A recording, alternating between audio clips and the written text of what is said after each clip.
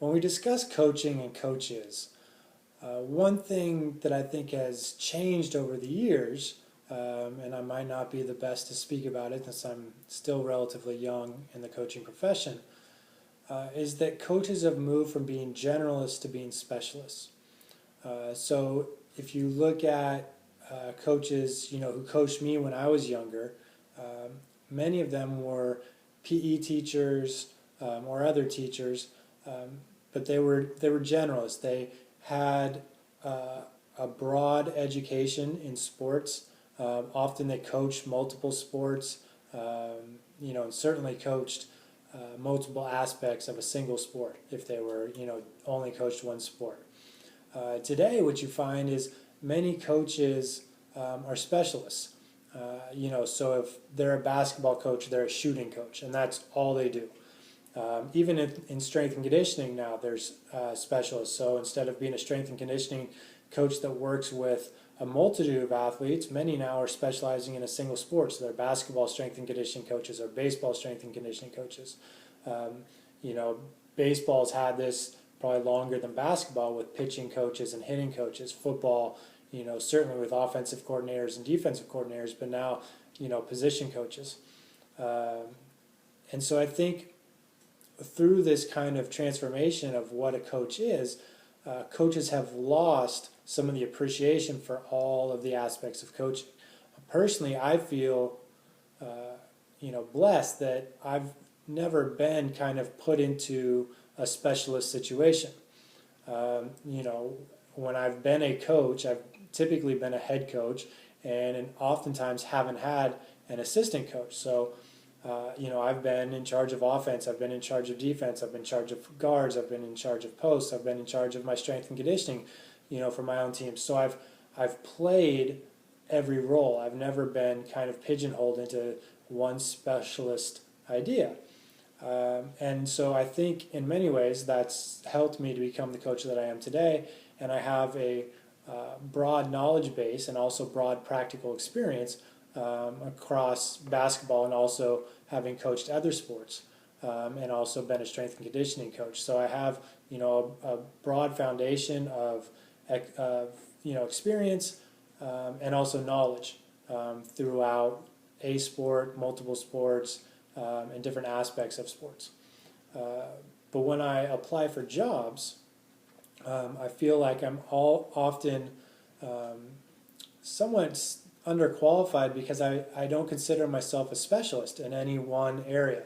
So if I apply for a job as a shooting coach, let's say, I don't consider myself a shooting coach specialist, and there are others who I know who specialize in shooting much more than I do. I think I'm a competent shooting coach. I think I've worked with great shooters from a young age all the way up until professional basketball. But I think when you look at my resume, you don't see, shooting coach, shooting coach, shooting coach, shooting coach. You see a lot of different activities. In a lot of ways, I think that works against me because people hiring for a shooting coach position want a shooting coach. They want a specialist. And my resume certainly suggests that I'm not a specialist. I even applied for a strength and conditioning job.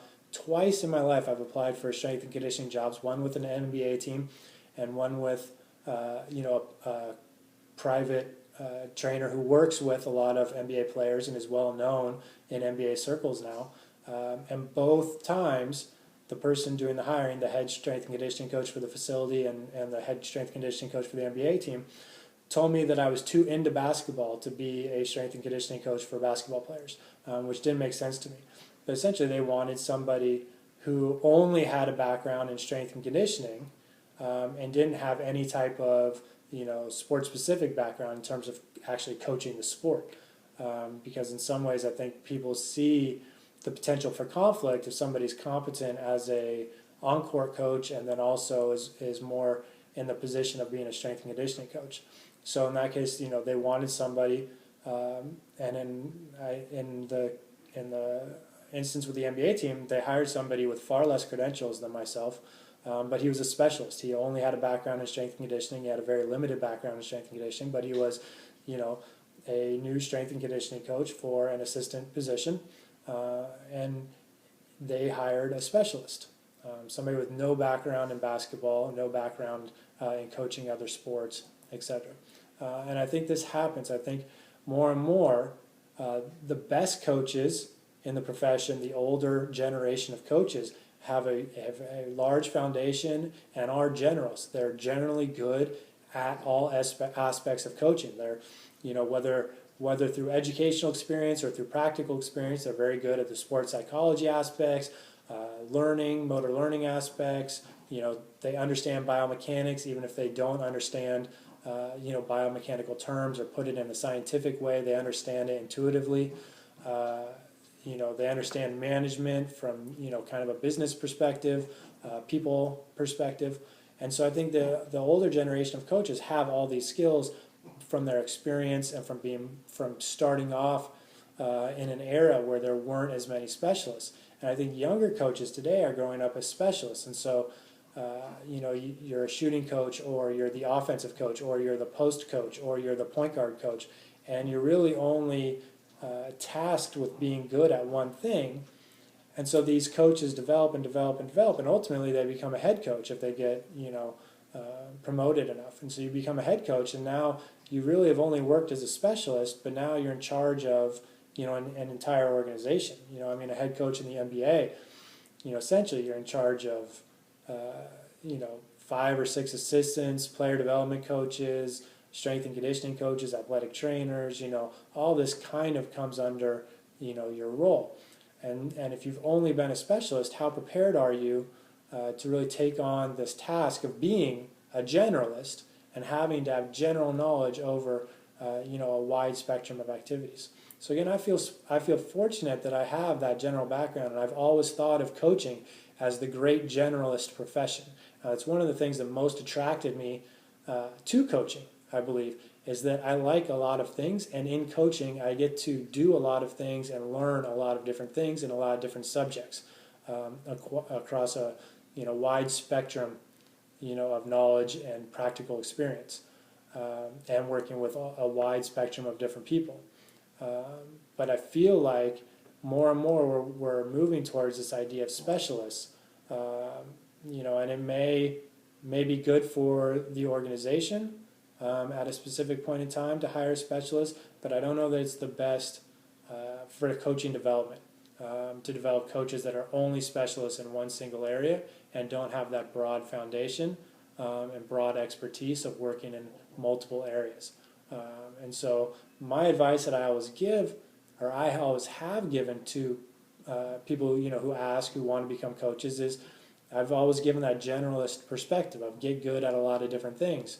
But now, as I see how hirings are made, I fear that I'm giving poor advice, and I need to be telling these wannabe coaches that they need to become a specialist in something. Just pick something and specialize in it, whether it's whether it's the analytics side or strength and conditioning side, or shooting, or point guard play, or post play, whatever it is. But get your niche, get your specialty, because that tends to be how organizations are hiring now for the assistant jobs.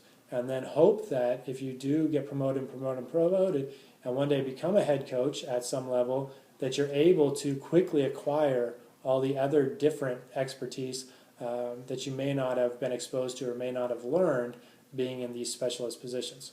So again, from my perspective, I'm blessed that I have that generalist foundation, and I do believe it's the best way to become a great coach is to be a generalist and to have general knowledge over all the different aspects of coaching.